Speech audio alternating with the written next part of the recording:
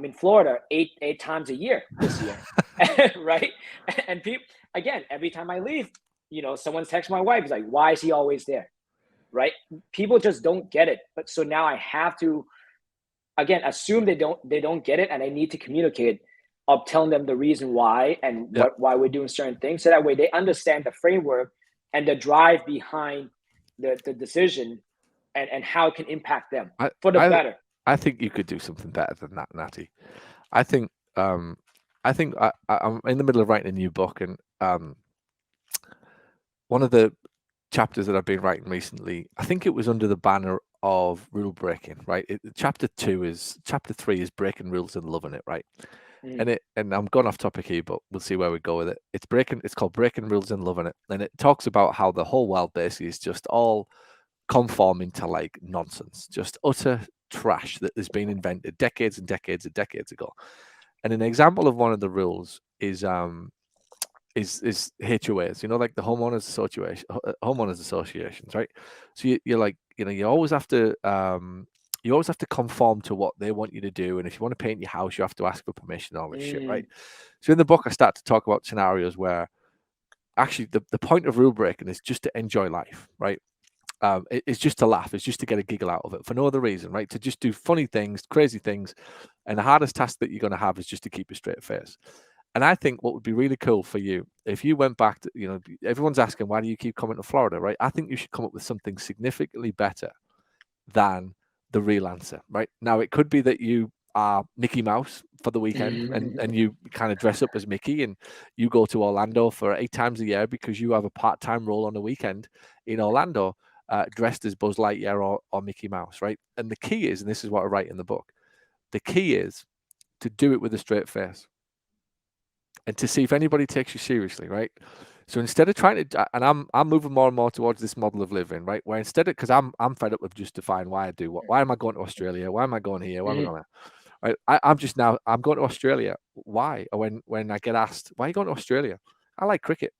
I'm just going to go and watch your day's cricket. That's it. I'm going to go all the way to Australia, watch your day's cricket, then I'm going to come back. Like, why else would I go to Australia?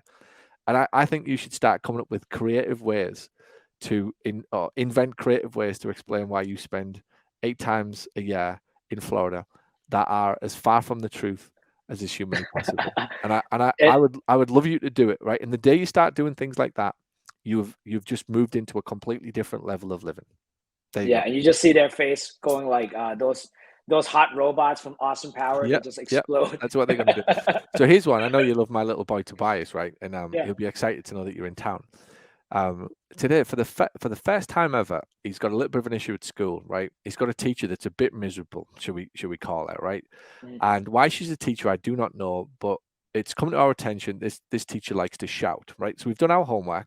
It's not at my boy. She just generally likes to shout at all of the kids. So I can't work out why this teacher, who's miserable as shit, is basically teaching 5 and 6 year old kids and likes to shout at kids, right?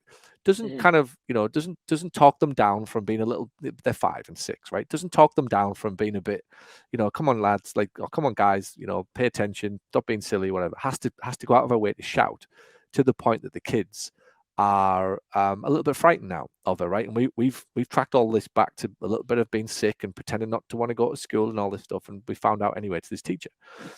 So this morning I said to him, are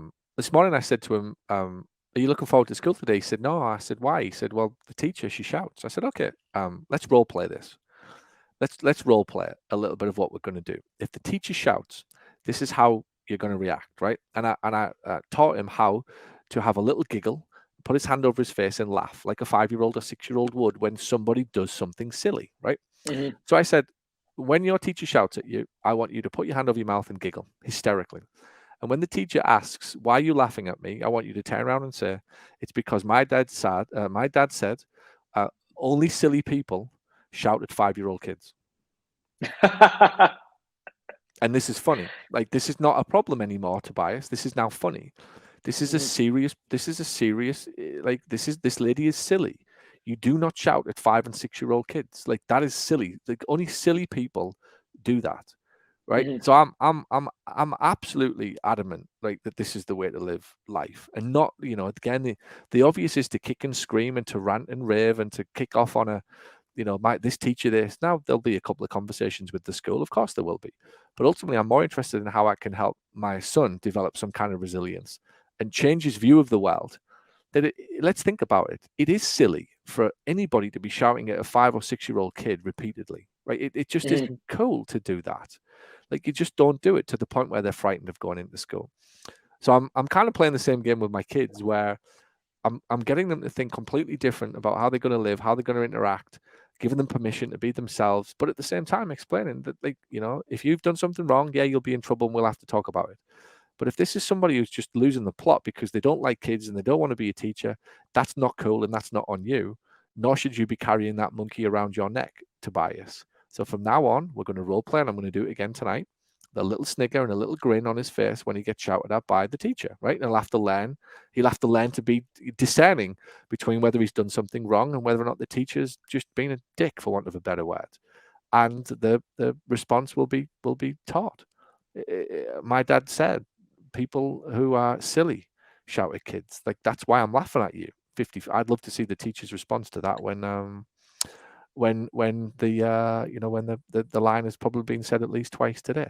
But I'm not letting them play somebody else's game under any Mhm. circumstances. And my kids playing those shitty gas games with people who are just struggling with life under any circumstances. And that's, back to my point, that people who are questioning you, they're questioning your way of living, and yet they have a completely different thing that they want from their lives than you do. So they should never be questioning you, and you should never really ever even be forced to justify it or explain it. And that's Mhm. kind of where I'm going. No explanations needed.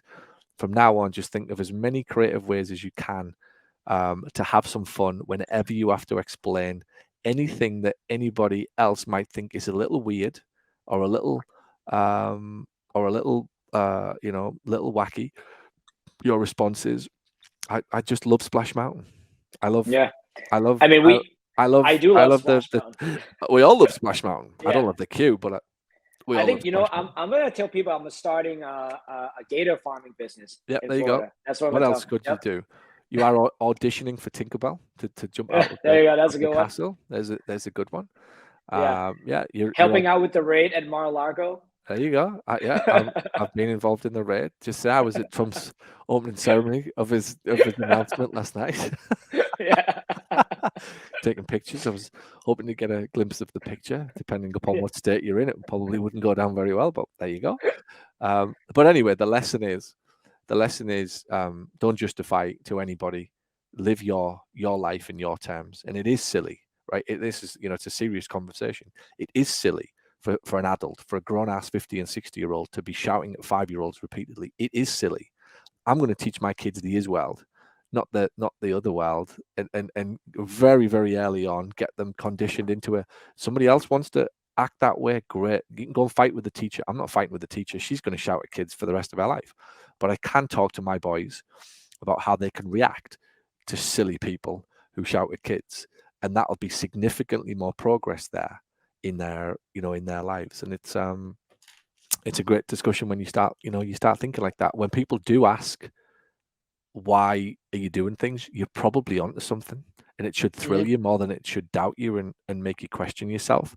But sadly, I think the reverse happens for a lot of people, where their doubts kick in, and all of a sudden, that, oh, how much am I spending on this? This is the typical response to somebody who is doing what you're doing when they go home and somebody says, Thanksgiving's coming up, 8 times to Florida. Wow, that must be costing you a lot of money, Natty. And Natty's sitting there thinking, oh, is it? Well, actually, 8 times $500 plus hotel, plus spends, plus time away from the clinic. It is costing me a lot of money. Thanks for that. I better stop. So I'm not going to go on the journey that I was on in 2022, which got me to a 7-figure business, feeling amazing about myself, loving my life and traveling all over the world.